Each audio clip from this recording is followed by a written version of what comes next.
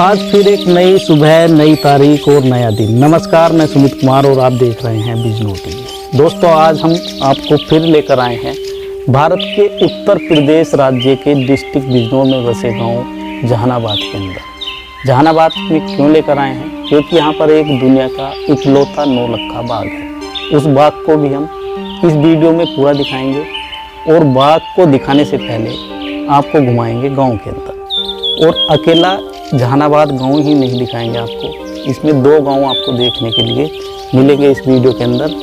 तो वीडियो में आपको करना क्या होगा, वीडियो को लास्ट तक देखना होगा।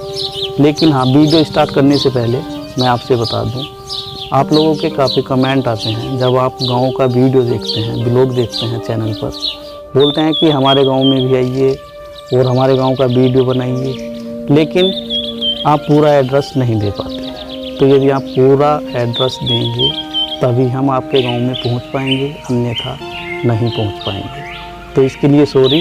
यदि आप कोई वास्तव में ही बुलाना चाहते हैं गांव के अंदर, तो उसके लिए आपको हमें पूरा एड्रेस तो बताना ही पड़ेगा।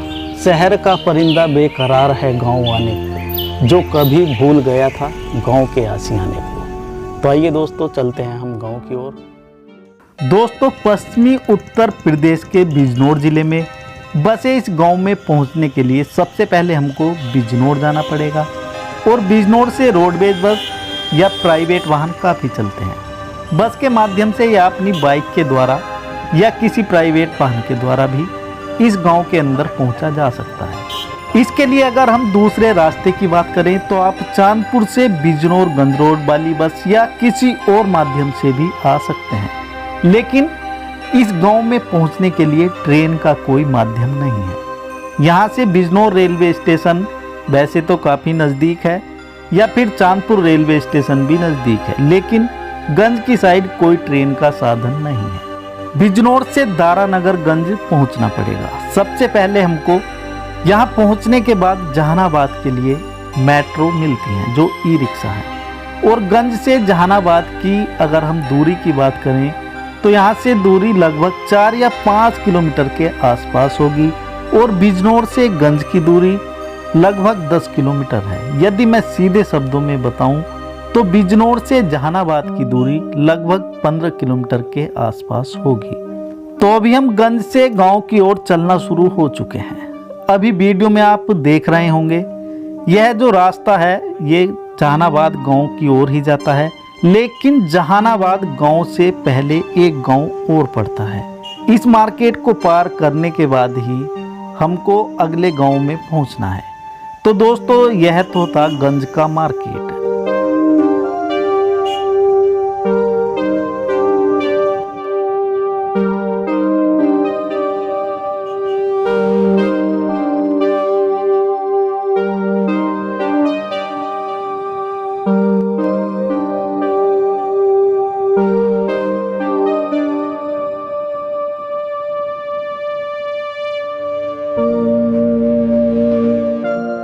अभी हम निजामतपुरा गांव में एंट्री करने वाले हैं और रोड का नज़ारा आप देख ही रहे हैं। सड़क के दोनों ओर हरियाली से भरे खेत भी आपको दिखाई दे रहे होंगे।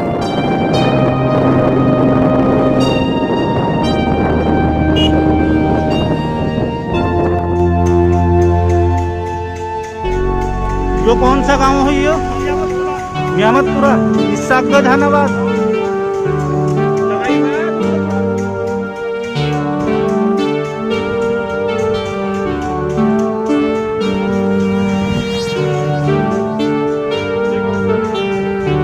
तो अभी देखिए निजामतपुरा गांव के अंदर पहुंच चुके हैं और इसी को पार करने के बाद जो अगला गांव है वहीं पर हमको जाना है। तो जब तक इस गांव में चल रहे हैं तब तक मैं आपको इसके बारे में थोड़ा और बता दूं। यह जो है एक ग्राम पंचायत है जिसका नाम निजामतपुरा है और इसी गांव से लगा हुआ है जहानाबाद गाँव। दोस्तों, किसी शायर ने लिखा है, शहर जाकर बस गया हर शख्स पैसे के लिए, ख्वाहिशों ने मेरा पूरा गांव खाली कर दिया। यह वीडियो आपको गांव की सादगी और खूबसूरती का एहसास दिलाएगा। देश आज आधुनिक युग की तरफ तेजी से बढ़ रहा है। लोगों की ज़रूरतें और सुख सुविधाओं के कारण लोग गांव से शहर की ओर आकर्षित हो रहे हैं। एक तरह शहरों की आबादी बढ़ रही है तो दूसरी तरफ गांव में लोग कम होते जा रहे हैं। लेकिन जब बात सुकून और जीवन में खुशहाली की होती है तो अपने गांव की याद आने लगती है।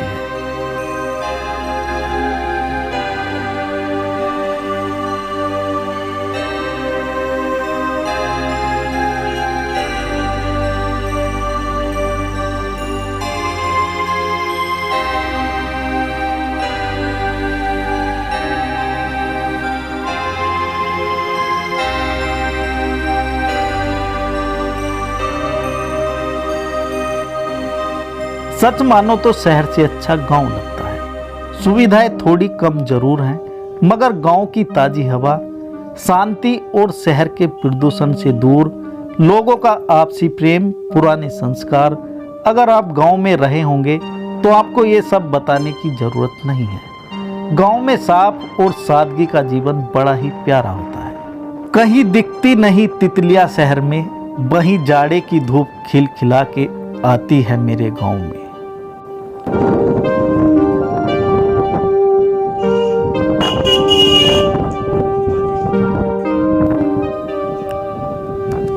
तो दोस्तों, आज आपको एक साथ दो गांव देखने के लिए मिल रहे हैं। अभी हम निजामतपुरा गांव के अंदर ही हैं। जहानाबाद कितनी वैसे तो अब सभी गांव में रास्ते के दोनों ओर ही लोग बसने लगे हैं। ऐसे ही सड़क के दोनों ओर आप देख रहे होंगे, निजामतपुर गांव में भी सड़क के दोनों ओर आबादी है। इस गांव के बारे में ज़्यादा कुछ और नहीं बता पाऊंगा।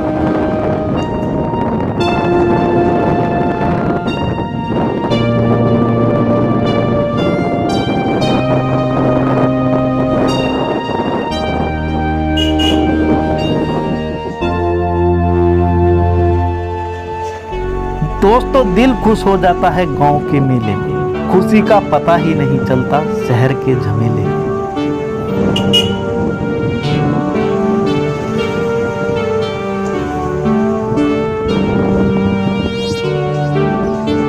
जहानाबाद कितनी दूर है? ये जहानाबाद कहाँ से स्टार्ट है? जहानाबाद हाँ, अच्छा। जहाना कितना बड़ा गाँव यो?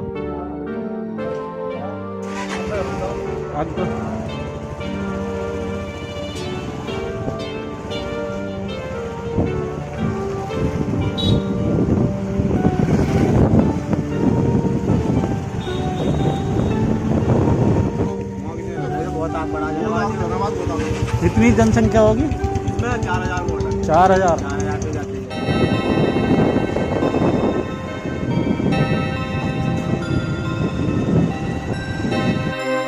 वैसे दोस्तों, यह गांव गंगा के बिल्कुल नजदीक ही है। जब हमने लोगों से गंगा के बारे में पता किया तो गांव के कुछ लोगों ने बताया गंगा इस गांव के बिल्कुल करीब से ही निकलती है। लेकिन अभी हम आपको गंगा किनारे नहीं लेकर जा रहे हैं, आपको केवल गांव के अंदर ही घुमा रहे हैं। इस गांव की आबादी के बारे में जब हमने जानना चाहा तो बताया गया कि इस गांव में लगभग 4000 से ज़्यादा की आबादी वाला यह गांव है। तो अभी आप गांव को देखिए और इसके बाद हम चलते हैं नौलखा बाग पर।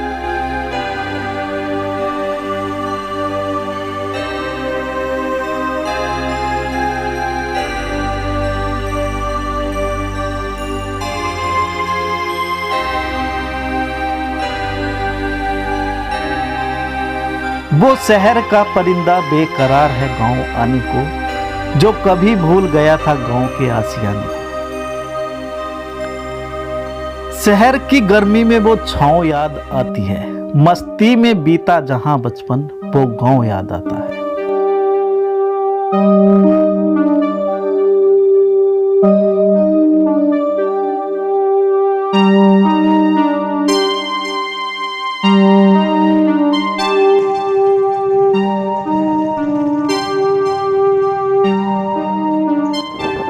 गांव में आपने घूम ही लिया, अब चल रहे हैं हम नौलखा बाग में। यह जो आप रास्ता देख रहे हैं यह गांव से बाहर की ओर जाता है और इसी बाहर वाले रास्ते पर नौलखा बाग स्थित है।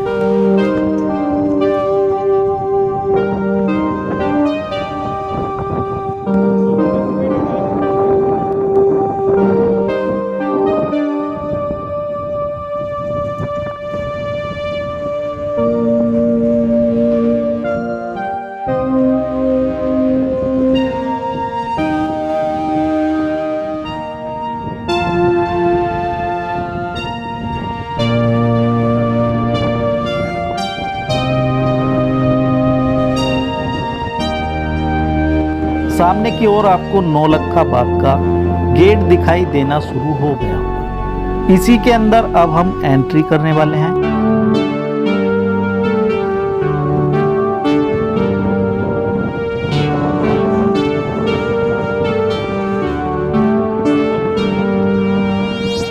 और देखिए अंदर हम पहुंच चुके हैं। अब हम आपको बताएंगे नौलखा बाग के बारे में, इसकी थोड़ी सी हिस्ट्री।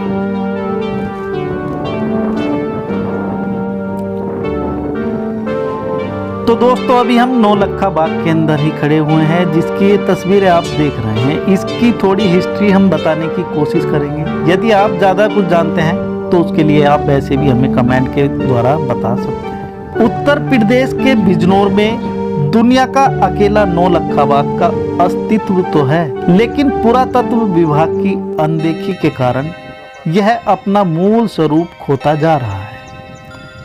ऐतिहासिक उल्लेख के अनुसार बंगाल विजय के बाद यहाँ आए शाहजहां ने यह पूरा क्षेत्र, जिसे पहले गोवर्धनपुर कहा जाता था, शुजात अली को इनाम में दे दिया। शुजात अली ने बादशाह का सम्मान रखते हुए इस क्षेत्र का नाम जहानाबाद रख दिया। तो दोस्तों जहानाबाद का नाम देखिए, जो पुराना नाम था वो गोवर्धनपुर था, तो इसका नाम बदला गया था, बाद में जहानाबाद कर दिया था। इसी क्षेत्र में यह नौलखा बाग स्थित है। शुजात अली ने बाग परिसर में मस्जिद का निर्माण कराया था, जो अपने समय में विश्व की पहली ऐसी मस्जिद थी जहां नमाज के पहले वजू गंगा जल से किया जाता था। गंगा नदी तक जाने के लिए मस्जिद के आंगन से विधिवत पैड़ियां बनाई गई थी। हालांकि अब गंगा 1 किलोमीटर दूर जा चुकी है। नौलखा बाग के अंदर पीर जाहर दीवान की कब्र भी है। इनके बारे में कहा जाता है कि एक बार बेगम मुमताज को सांप ने डस लिया था। तमाम इलाज के असफल हो जाने के बाद बेगम को पीर जाहर दीवान ने जीवन दिया था। पीर के नाम पर यहाँ आज भी मेला लगता है। आश्चर्य है कि पीर के कब्र से पानी ले जाकर लोग आज भी अपने पशुओं का इलाज करते हैं। नेस्तनाबूत हो चुकी मस्जिद के अवशेष में पड़ी चौकोर तथा लखोरी ईंटें इसके निर्माण कौशल को बयां करती हैं। मस्जिद की मीनारों में कुछ ऐसे संकेत रखे गए थे जिससे इलाहाबाद, कानपुर और वाराणसी में गंगा का जल स्तर यहाँ से समझा जा सकता था। नौलखा बाग क्षेत्र के भव्य प्रवेश द्वार में भी सुरक्षा के पुख्ता इंतजाम किए गए थे, जिससे यहाँ कभी किला होने का भी भ्रम होता है, लेकिन पूरे बाग क्षेत्र में कहीं ऐसे संकेत नहीं मिलते। बिजनौर जिला मुख्यालय से लगभग 15 किलोमीटर दूर नौलखा बाग वैसे तो पुरातत्व विभाग की संपत्ति है, लेकिन पुरातत्व विभाग की अनदेखी के चलते इसका मूल स्वरूप खत्म होता जा रहा है। अन्यथा यह एक अच्छा पर्यटन स्थल बन सकता था। तो दोस्तों नौलखा बाग भी अब आपने देख लिया, यानी कि पूरा गांव और नौलखा बाग हम आपको दिखा चुके हैं। अगर आपको भी गांव में रहना पसंद है तो आप अपने गांव की कुछ खास बातें हमें कमेंट में बता सकते हैं। गांव की प्यारी यादों को दिल में सजाया करो। शहर में तरक्की कितनी भी कर लो, पर गांव अपनों से मिलने आया करो। जहां सुकून मिलता है, जहां प्यार मिलता है, अपने गांव को मैं कैसे बयां करूं। गांव वो है जहां इंसान को अपनी पहचान मिलता है। तो दोस्तों वीडियो आपको पसंद आया हो तो लाइक, शेयर और कमेंट करना बिल्कुल भी ना भूलें। हम मिलते हैं जल्द ही किसी नए वीडियो में और एक नए गांव में। तो हमारे साथ जुड़े रहने के लिए आपका बहुत बहुत धन्यवाद। जय हिंद।